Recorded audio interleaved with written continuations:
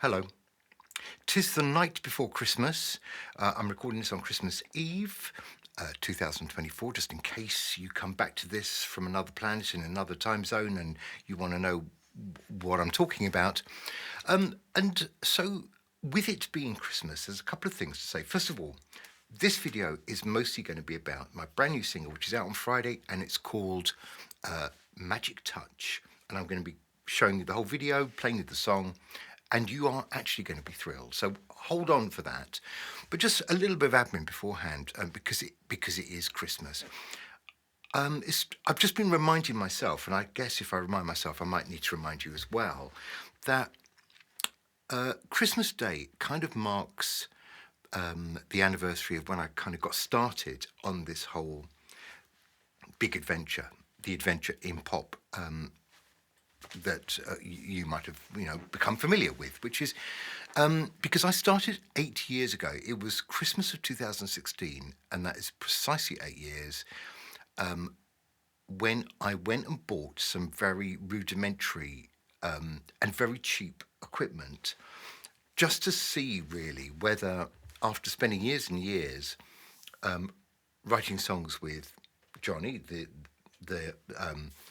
the Johnny of Rothman and Jacobs, I was really nervous about whether I was going to be able to master in the broadest sense, master the technology to be able to actually do a decent recording. So, I knew that I could write a song, but actually making it sound like something, I wasn't convinced that I would know what to do. So I started out with the cheapest possible equipment, and it was on that day, Christmas Day, 8 years ago, that the whole kind of journey started.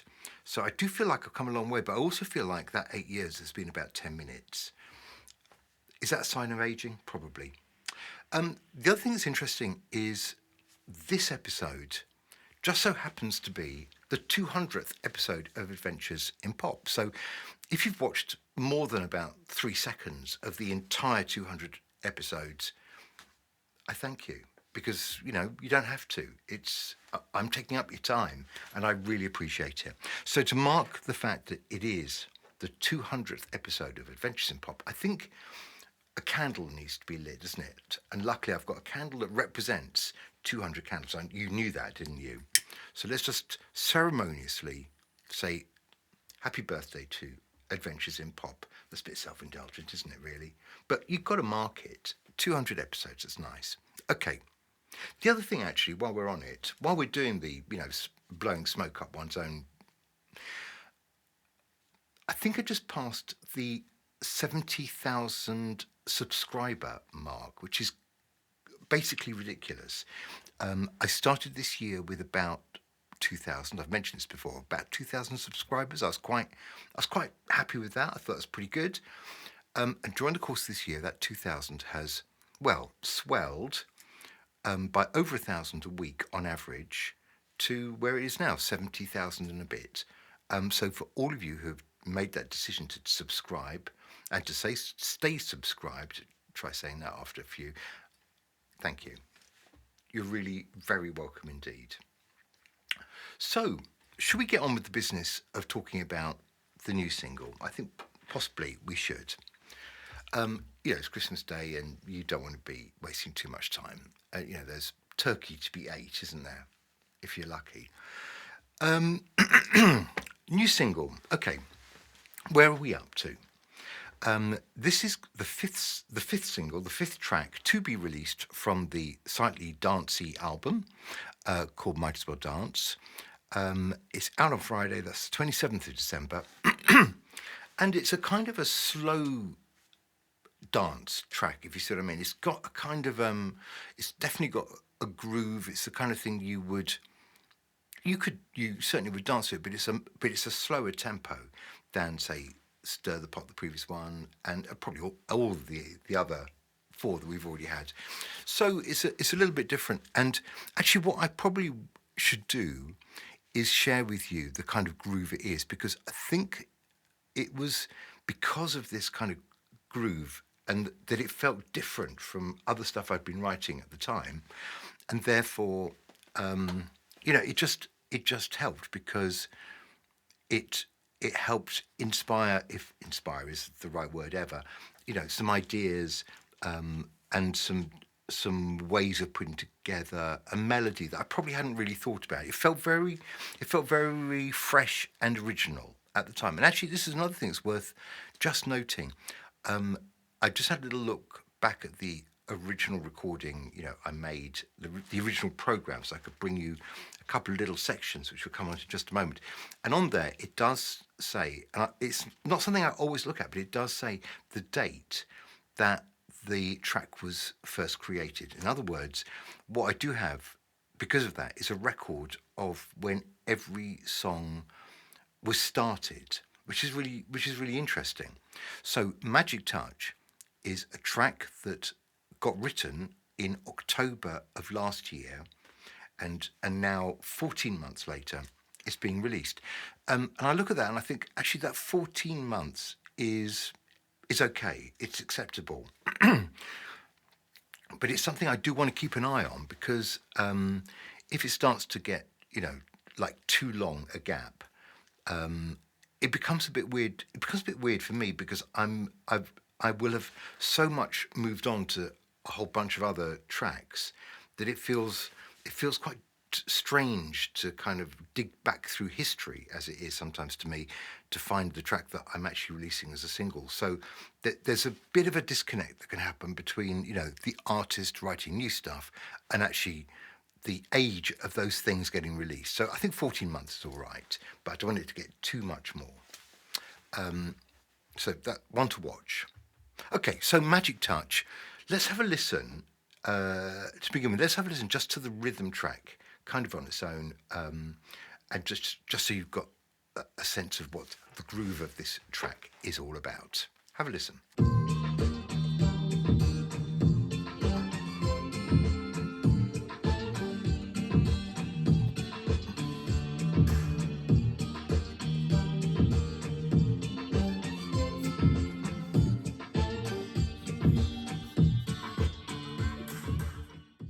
Having heard some of the instrumental of it, it's quite fun just to bring you, say, the chorus vocals. So, as usual, quite a lot of harmonies going on in the chorus, and it was just quite an unusual melody that needed harmonizing. And so, yeah, it took a bit of time just to kind of work out what those lines of harmony need to be. It's interesting with harmonies. I don't write it down. I put a harmony down. I put a lead down. Then I work out where a harmony might go. Once I've got that harmony in, then I listen to it again and think, okay, if there's room for another harmony, where would that go? And then sometimes, there's a fourth and a fifth. It just sometimes just on individual notes or phrases. Because if you try and do, 3, 4, 5 part harmony just on everything, I think that's too much. And there is a thing about, how many harmony lines do you need? And on the whole, 2 or 3 is good. Two is quite nice sometimes. 3 is often enough, and maybe not through every part of the entire song, which I have been known to do. And sometimes it's quite tempting just to fill up everything with harmonies, but you just got to be a bit disciplined about what needs a harmony and what doesn't. Some people barely use any harmonies at all. I love doing that. I love harmonies, and I have to be disciplined the other way, not to swamp everything in an ocean of harmony. What can I do? Nothing seems to help me that much. It's easy for you, 'cause you've got the magic touch. Magic Touch, what's it about? It's a load of nonsense, actually. It was a really fun song to write. It's completely without any important, significant meaning whatsoever. It's just fun. And there was something about getting into that groove when I started writing it. It happened very fast and it was very easy. And maybe that is part of the reason why actually the words are kind of fun, but not particularly important. I'm not saying, there's no hidden message or deep meaning here at all. It's just fun. Okay? I'm sorry about that. But, every now and again, you just got to have a frivolous track that doesn't have any political kind of impact, has no political voice, has nothing to say about society and governments in general. It's just a bit silly. So on that very profound note, I'm going to leave you with Magic Touch. I hope you like the song, hope you like the video. It's out on Friday, as I say. 5th track from Might As Well Dance. And there'll be lots more coming out in 2025. And in fact, in 2025, there's going to be more from Goldhawk Foxes, because the release of singles has begun for, gradually work through for Goldhawk Fox's second album sometime in 2025. Might As Well Dance, which is going to be my, 7th album in 2025.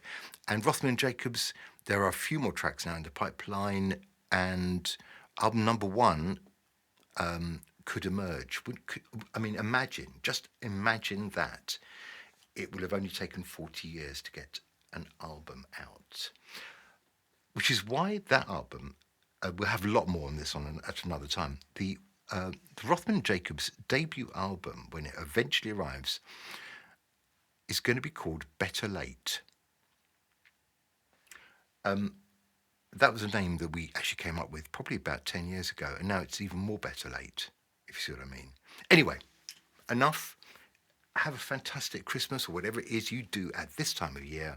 Here is the frivolous, light-hearted, and with no important meaning at all, single Magic Touch. Take care of yourself. Bye.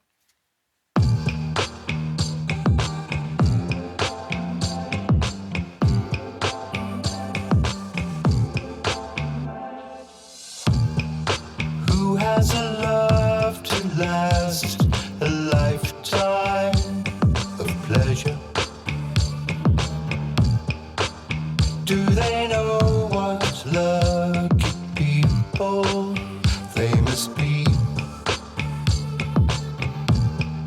Do you know anyone who's discovered buried treasure? These are the kind of things that never happened to me.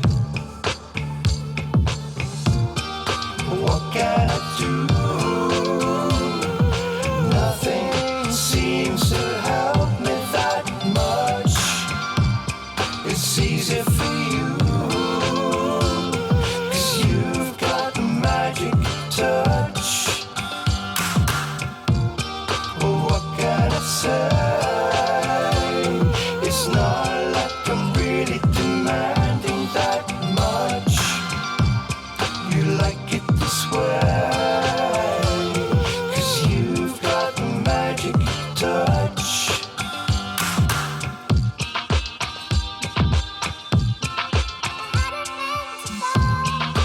Who do you know that wins a holiday in the winter sun? Do they know what lucky people they must be?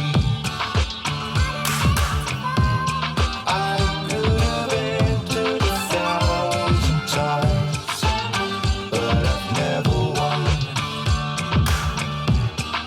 These are the kind